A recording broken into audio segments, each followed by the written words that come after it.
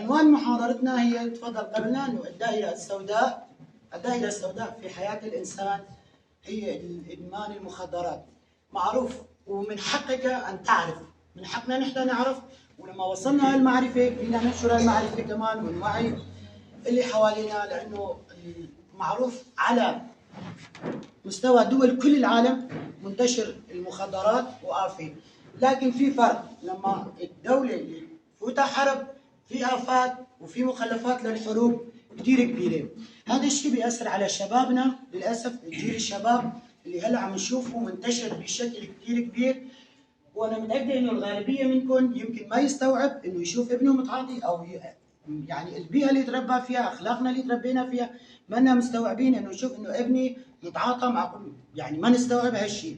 لكن مخلفات الحروب نشرت هالآفات بشكل كثير. حياة ابنك أهم من كل الدنيا، حياة ابنك أهم من كل شيء. يوم اللي أنت بتنجو بالإنسان بتفكر كيف بتربيه، كيف بتوعيه، كيف بتساويه إنسان ناجح، كيف بتساويه إنسان ناجح. Anka بس من فكراك مثلي سر تأثيرها مخدراتها سر ناشئ الإنسان. طبعا تأثير التخدير على صحة الجسم. طبعا التخدير بيأثر على كل عضو من أعضاء الجسم. كل عضو من أعضاء الجسم بيأثر هالمادة فيه. طبعا أول شيء رح نحكي بشكل مختصر عن التأثيرات العامة. يعني أول شيء طبعا رح نحكي عن مستوى الجهاز العصبي اللي هو الدماغ. طبعا مثل ما ذكرت زميلتنا انه بيأثر على الجهاز العصبي المركزي، من ضمن هالجهاز هو الدماغ. شو الاعراض اللي ممكن يأثروا هالمواد المخدرة على الدماغ؟ طبعا بسبب انه اضطرابات في الذاكرة، مثل يعني الشخص ما بيقدر يسترجع الذاكرة القديمة، حتى ما فيه يستوعب ايضا الذاكرة الحديثة.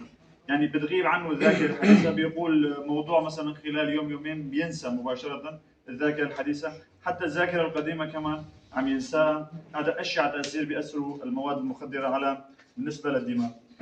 بالنسبة للأعراض الثانية طبعا ممكن أن يسبب لنا نوبات اختلاج، ممكن أن يسبب لنا نوبات صرع في حال انقطاع المادة بشكل مفاجئ. ممكن أن يسبب لنا النوبات الدماغية، السكتات الدماغية من احتشاء دماغي، من نزوفات دماغية. بالإضافة إلى المشكلة النفسية بيصير عنده ضعف باتخاذ القرارات الموضوعية، يعني القرارات المصيرية ما بيصير، يعني ما بيقدر يتخذ أي موقف مصيري. ما بيتجاوب مع أي حدا إجا حكى كلمة، بس غير كلمة واحدة إنه خذ إيدي، مباشرة عطاه إيده وطالع من الجوع.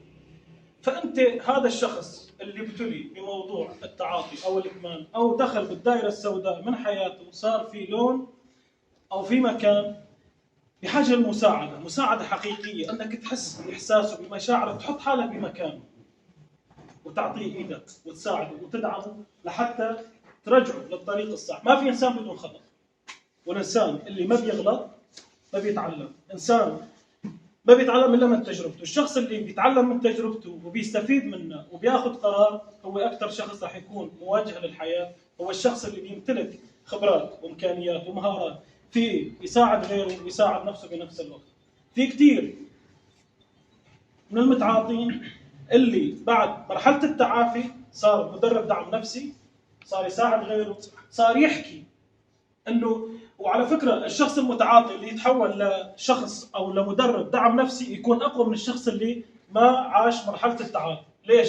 اول شغلة بيمتلك شعور حقيقي وبيحس بشعور المتعاطي. الشغلة الثانية والأهم بيعرف كيف يتجاوب معه. ممكن هلا في نقطة كثير مهمة، هلا نحن اوكي تمام في ألم وفي وجع، بس ما عندك القدرة والمقدرة انك تتخيل وتتصور كمية الوجع اللي بيحس فيها هذا الشخص وهو عم بيعاني. مادة دخلت بجسمه، سممت جسمه، يعني صار جسمه كلياته مسموم، واخذ قرار وكله قوة وكله إصرار انه بيرجع للحياة. الحياة فرصة، مثل ما تفضلت زميلتنا المدربة فهيمة، انه في اشخاص عم بتصارع، يروح جلسة غسيل كلاوي بيقعد ساعتين بالماكينة، كل دمه بينشال وبينحط بمكان خارج جسمه وبيرجع بيدخل لجسمه مرة ثانية. في سبيل انه يحظى بفرصة الحياة، في سبيل انه بيعطي اكثر. في نقطة كثير مهمة، هاي الحياة اذا انت ما ضفت شيء لها، مهما يكون موقعك، مهما يكون مكانك، مهما تكون مرجعيتك، مهما تكون ثقافتك، اذا ما ضفت شيء للانسانيه وللبشريه وللمجتمع الانساني بشكل عام، فانت عبء على هاي الحياه.